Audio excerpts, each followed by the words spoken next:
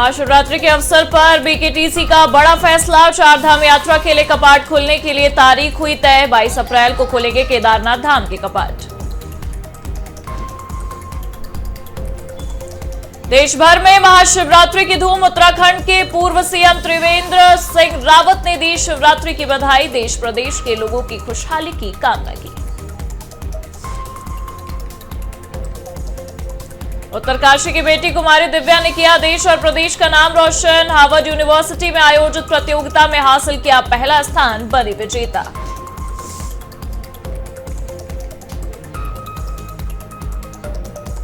देहरादून के नए एसएसपी ने की बड़ी बैठक। अपनी पहली ही बैठक में कड़क तेवर में दिखे एसएसपी देहरादून। पुलिसकर्मियों को पूरी कार्यक्षमता के साथ काम करने के दिए निर्देश।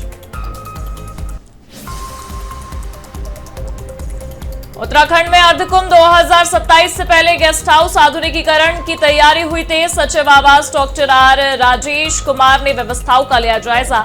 अतिथि गृहों का किया निरीक्षण।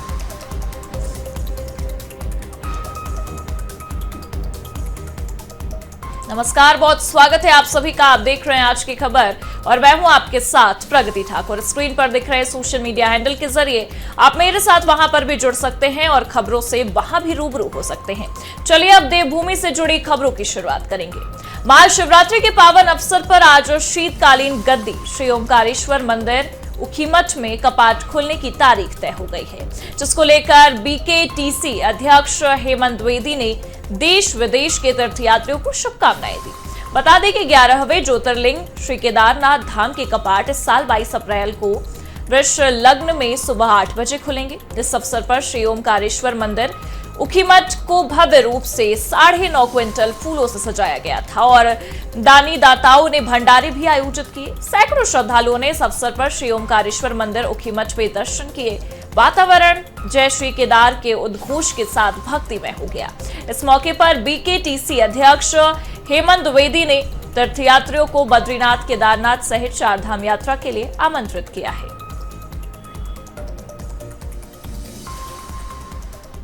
मैं सभी देशवासियों से, सभी प्रदेशवासियों से अपील करता हूं कि आप सब लोग आए और बाबा केदार के दर्शन से लाभ प्राप्त करें। 23 तारीख में भगवान बद्रीनाथ जी के कपाट खुलने और 22 तारीख को जो है बाबा केदार बद्री केदार मंदिर समिति की पहली शासन और सरकार के साथ में बैठक प्रारंभ हो चुकी है। इस यात्रा की तैयारियों को लेकर जो है कि पूरी तरह से शासन मंदिर समिति के साथ में एक बैठक हो चुकी है। जल्दी स्टेक होल्डर और सभी जो स्थानीय हमारे गुजारी और जो यहाँ के तीर्थ यात्रा से जुड़े हुए जो लोग हैं उन सबके साथ में बैठक होने जा रही है। सरकार और बद्री केदार मंदिर समिति जो यात्राओं को लेकर देखो कि सारी तैयारियों का रोड मैप और ब्लूप्रिंट हमारा जो तैयारी चल रही है।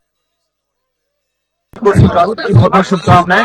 और जैसे कि आज जो है बाबा केदार की जो है डेट डिक्लेयर की है और 22 अप्रैल को प्रातःकालीन 8 बजे, 18 अप्रैल को यहाँ से भैरव पूजा में 19 को यहाँ से डोली जो है डोली यहाँ से माता जाएंगे और इसको गौरीपुर और 21 को गौरीफाइज बाबा केदार के यहाँ और 22 को प्रातःकालीन 8 बजे विधि विधान से बोली जाएगी। महाशिवरात्रि अर्थात भगवान शिव की पावन रात्रि पर आज धर्मनगरी हरिद्वार शिव भक्ति में डूबी नजर आई। महाशिवरात्रि पर्व के लिए मंदिरों को भव्य रूप से सजाया गया। दक्षेश्वर महादेव मंदिर में महाशिवरात्रि की पूर्व संध्या पर भव्य आरती का आयोजन हुआ, श्रद्धा और उल्लास के साथ। वहीं देश के कोने कोने से हजारों शिव भक्त यहाँ पहुंच रहे हैं और हर हर महादेव के जय घोष से पूरा शहर गूंजायमान है।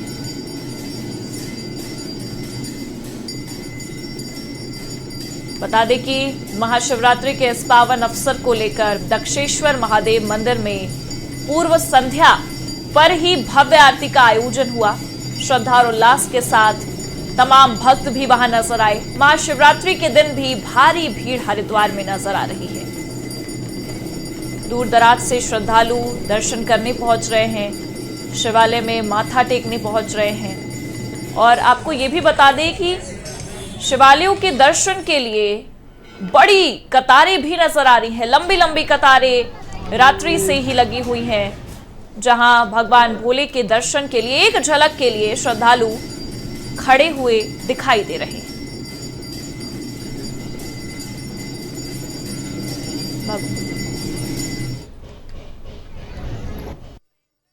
भगवान शिव की ससुराल है। यहाँ भगवान कल को शिवरात्रि का पर्व है, तो उसके पूर्व संध्या पर भगवान का विशेष श्रृंगार आरती किया गया। भगवान को हल्दी आदि चढ़ाया गया है और भगवान का विशेष श्रृंगार हुआ है। कल भी भगवान शिव की पूजा के लिए सुबह लोग 3 बजे से लाइन पर लग जाते हैं।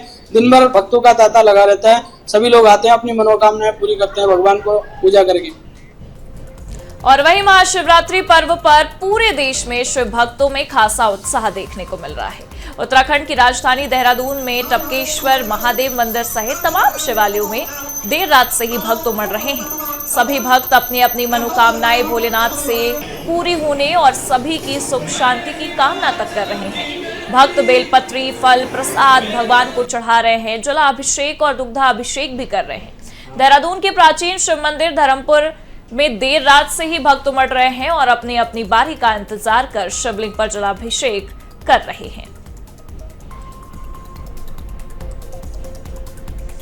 और वहीं बढ़ेंगे अगली खबर की ओर, जहां महाशिवरात्रि के मौके पर हरिद्वार देहात क्षेत्र के शिवालयों पर शिव भक्तों की भारी भीड़ उमड़ रही है। बता दें, सवेरे 4 बजे से ही शिव मंदिरों में भगवान शिव का जलाभिषेक का जो सिलसिला है वो शुरू हो गया है। बम बम भोले और हर हर महादेव के जयकारों के साथ हर तरफ अटूट आस्था दिखाई दे रही है। आज की खबर के संवाददाता जसवीर सिंह ने ग्राउंड जीरो पर जायजा लिया और शिव भक्तों से बातचीत भी की है। आइए आपको दिखाते हैं। महाशिवरात्रि का मौका है और तमाम शिवालयों पर शिव भक्तों की लंबी लंबी कतारें लगी हुई हैं। हम मौजूद हैं हरिद्वार देहात क्षेत्र के लक्सर में। आप देख सकते हैं प्राचीन शिव मंदिर है। वैसे तो इस मंदिर के प्रांगण में सभी देवी देवताओं की प्रतिमाएं हैं, लेकिन भोलेनाथ का प्राचीन शिवलिंग होने की वजह से यहाँ की मान्यता कुछ ज्यादा है। और आपने देखा होगा कि इस तमाम क्षेत्र से लेकर के दूसरे क्षेत्र के शिव भक्त भी इस मंदिर पर जलाभिषेक करते हैं। आज का तो महत्व ही अलग है। आप देखिए, मैं आपको कैमरे जैसे दिखाना चाहूंगा कि तमाम शिव भक्त हैं जो सवेरे 4 बजे से लाइन में लगे थे, अपनी बारी का इंतजार कर रहे थे। अब कुछ भक्त यहाँ चले गए हैं जो लंबी यात्रा करके आए थे, पहले उन्होंने जलाभिषेक किया है, यानी भगवान भोलेनाथ के दर्शन करने के साथ ही जलाभिषेक किया। और जो उन्हें पसंद है, बेलपत्र आदि बेर का प्रसाद चढ़ा है। कुछ भोले के भक्त इनसे बात भी करेंगे, बात कर लेते हैं। क्या नाम है जी? दीपक कुमार। दीपक भाई, कहाँ से आए थे? मैं शिवली से हूँ। अच्छा, पहली बार जलाभिषेक कर रहे हैं? नहीं, बार बार आते हैं? बार बार। इस बार भगवान से क्या मांग रहे हैं? इस बार अपनी जो है जोड़ी बनवाने के लिए मांग रहा हूँ। जोड़ी? अच्छा, आपकी शादी नहीं हुई अभी तक? नहीं, अभी नहीं। ये कह रहे हैं कि भगवान मेरी शादी करा दे, यानी कि इस बार जो है इन्होंने ये मनोकामना की थी और भगवान भोलेनाथ अगली बार जब जलाभिषेक करेंगे तो हो सकता है इनके साथ में इतनी इनकी धर्म पत्नी भी हो। क्या नाम है मैडम? हाँ जी, सानिया। सारिका। आप स्टूडेंट हैं? हाँ जी। भोलेनाथ का जलाभिषेक करने जा रहे हैं, मन में क्या मनोकामना है? बस अपने करियर को अच्छा करने। करियर को लेकर के? सही बात है, अच्छी बात है। स्टूडेंट है तो करियर की बात करेगा ही। और क्या नाम है? मीनाक्षी जी। मीनाक्षी। आप इनकी मम्मी हैं? हाँ जी। आप तो बार बार जलाभिषेक करती हैं? हाँ जी। इस बार भगवान से क्या? अच्छा कार्य चला जी अपना जी। अच्छा कार्य चला, घर में सुख शांति रहे। नाम क्या है? राहुल कुमार जी। राहुल भाई, कहाँ से आए हैं? लक्सर लोको बाजार से। लोको बाजार से। कब से लाइन में लग रहे थे?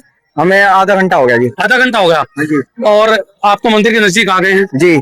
अभी मन में क्या चल रहा है? मन में बस ये है सुख शांति से पूरा संसार रह रही है। पूरा संसार सुख शांति से रहे, बहुत अच्छी बात है। मैडम बोलिए, क्या नाम है? सुषमा। सुषमा। अच्छा, बच्चे आपके साथ में? ये सवेरे ठंड भी हो रही थी, हाँ। फिर भी आपने भगवान के दर्शन करना उचित समझा? हाँ। क्या मांगेंगे भगवान से? बस बच्चों की वो मांगते हो, लंबी उम्र और बच्चों की लंबी उम्र हो, घर में सुख शांति हो। और ये देखिए, जो लोग सवेरे 4 बजे से लगातार निरंतर भगवान भोलेनाथ को अभिषेक कर रहे हैं, उनके मनपसंद सब चीजें यहाँ चढ़ाई जा रही हैं। मैं आपको दिखाना चाहूंगा ये करें। ये भी देखा कि तमाम भक्त जो हैं वो कहीं ना कहीं इस बात से खुश हैं कि इस बार भगवान भोलेनाथ ने उनके घरों में सुख शांति रखी और भविष्य में भी उनका परिवार खुशी में रहे और पूरा संसार खुश रहे। यही सबकी मनोकामना है। जसवीर सिंह, आज की खबर, हरिद्वार देहात, लक्सर। और वहीं महाशिवरात्रि के शुभ अवसर पर मुख्यमंत्री पुष्कर सिंह धामी ने चकरपुर स्थित वनखंडी महादेव मंदिर में भगवान महादेव का जलाभिषेक किया और दर्शन किए और कहा कि पूर्ण धार्मिक रीति रिवाजों के साथ प्रार्थना और अनुष्ठान किए गए और राज्य के सभी निवासियों की खुशी, समृद्धि और समग्र प्रगति के लिए भगवान भोलेनाथ से प्रार्थना की है।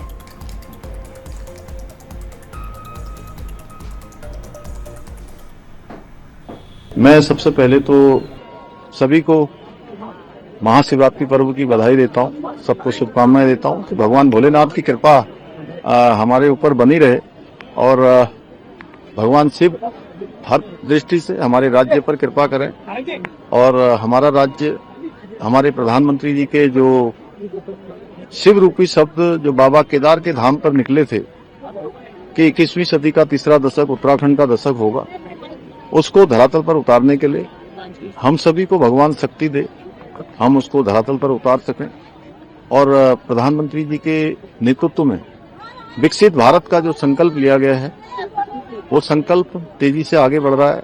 वो संकल्प जल्दी से जल्दी सिद्धि तक पहुंचे, हर एक व्यक्ति के अंदर ऐसी ऊर्जा आए कि अपने अपने स्थानों पर अपने अपने दायित्वों का ठीक प्रकार से काम करके सभी लोग समर्पित भाव से विकसित भारत के संकल्प में अपना योगदान दें। पूरी कार्यक्षमता के साथ काम करने के निर्देश भी दिए हैं। भीड़ भाड़ वाले स्थानों पर पुलिस की विजिबिलिटी बढ़ाने के ये निर्देश दिए गए। नगर और देहात क्षेत्रों में व्यापक स्तर पर सत्यापन अभियान चलाने के निर्देश दिए हैं। आम लोगों से मर्यादा में रहने और दुर्व्यवहार न करने की अपील तक की गई है। एसएसपी देहरादून की ये बड़ी बैठक, जिसमें कई दिशा निर्देश भी अधिकारियों को दिए गए हैं और इतना ही नहीं बल्कि आम लोगों से अपील भी की गई है कानून व्यवस्था में रहने के लिए। और वहीं आज प्रवेंद्र सिंह डोभाल ने वरिष्ठ पुलिस अधीक्षक देहरादून का कार्यभार ग्रहण किया है। कार्यभार ग्रहण करने के बाद प्रेस वार्ता में उन्हें बतौर वरिष्ठ पुलिस अधीक्षक अपनी प्राथमिकताओं के संबंध में अवगत कराया गया।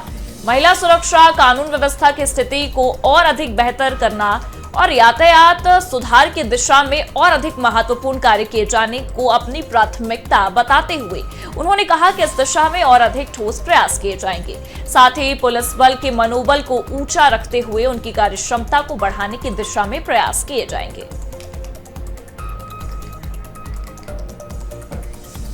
आगे बढ़ेंगे, जहां देहरादून में भाजपा की प्रदेश कोर कमेटी की बैठक में पूर्व राष्ट्रीय अध्यक्ष एवं केंद्रीय स्वास्थ्य मंत्री जेपी नड्डा शामिल हुए।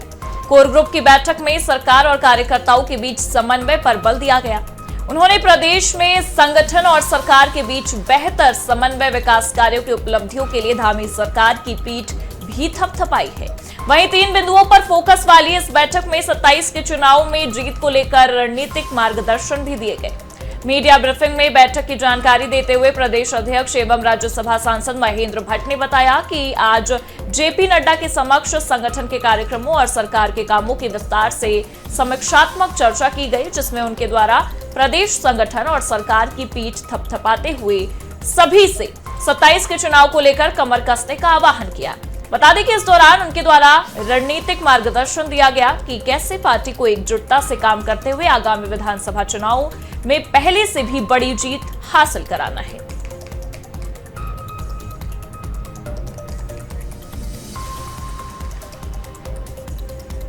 और वहीं देहरादून में ग्रामीण महिलाओं के हर्बल रंगों से महकेगी होली। बता दें कि घर घर खुशियों की बहार नजर आएगी।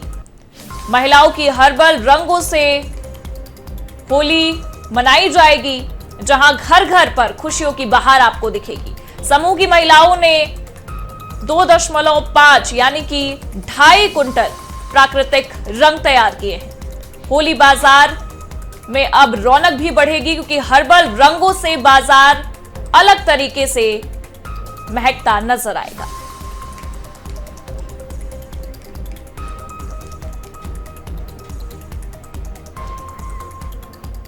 और हमारे क्लस्टर का नाम आस्था फेडरेशन क्लस्टर है, जिसमें हम बहुत से रंगों की तैयारी करते हैं होली आने से पहले।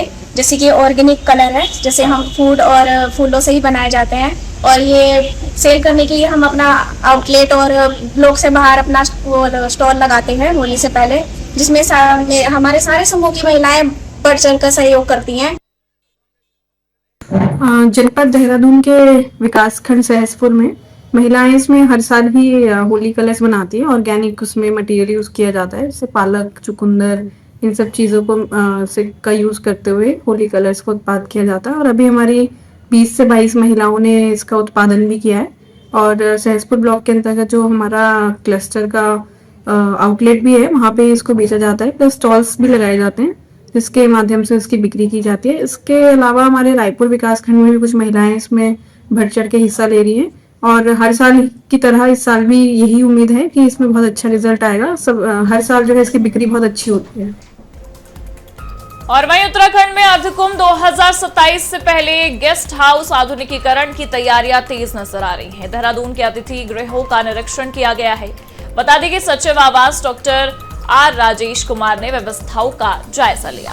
बीजापुर अतिथि गृह के लिए 3 चरणों में मरम्मत योजना की बात कही गई है। सुरक्षा और उच्चीकरण कार्य भी योजना में शामिल है। ऑफिसर स्टैंडर्ड हॉस्टल में नवीनीकरण, 9 नए कमरे निर्माणाधीन और वहीं राज्य के आतिथ्य परंपरा को वैश्विक पहचान दिलाना एक बड़ा लक्ष्य है।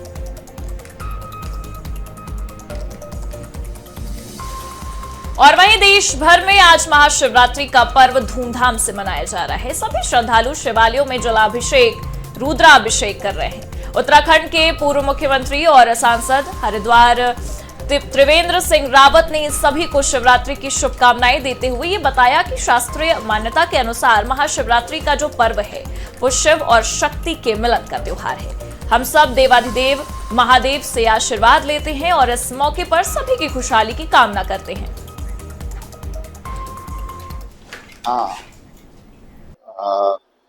आज जो हमारे ज्योतिर्लिंग है, 12 ज्योतिर्लिंग, उनमें से जो हमारा केदारनाथ जी का द्वार खुलने का दिन भी आज रावल तय करते हैं।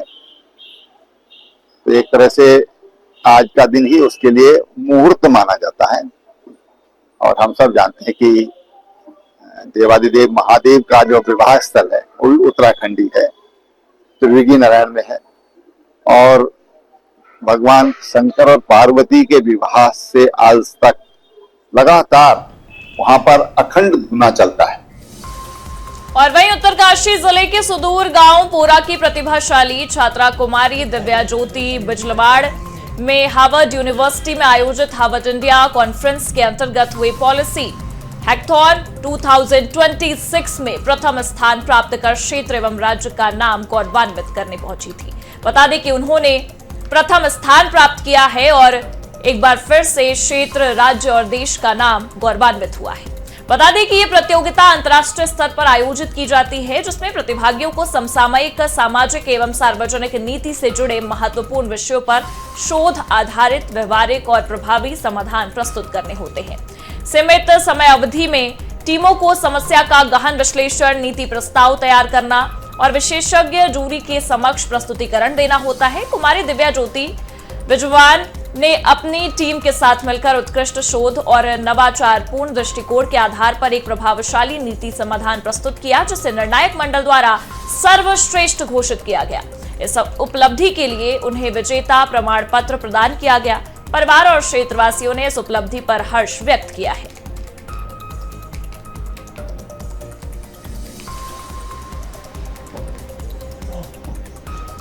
और इन्हीं खबरों के साथ फिलहाल के लिए इस बुलेटिन में बस इतना ही। देश और दुनिया की तमाम बड़ी खबरों के लिए आप देखते रहिए आज की खबर और स्क्रीन पर दिख रहे इस सोशल मीडिया हैंडल के जरिए आप मेरे साथ वहां पर भी जुड़ सकते हैं और खबरों से रूबरू हो सकते हैं। नमस्कार।